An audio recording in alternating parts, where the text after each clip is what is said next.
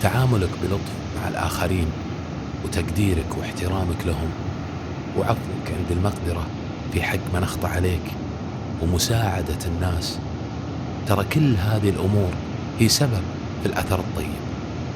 وبالمناسبة ترى مساعدة الناس ما هي شرط مربوطة بالمال. تدري أن مواساتك لشخص حزين تراها من المساعدة، والتحفيز والدعم المعنوي من المساعدة. وتخيل حتى الدفاع عن شخص في غيابه تراها من المساعدة. عشان كذا كل ما مر عليك موقف تذكر هذا الكلام واترك لنفسك بصمة طيبة في حياتك. كم تجلس فيه؟ 20 30 50 سنة؟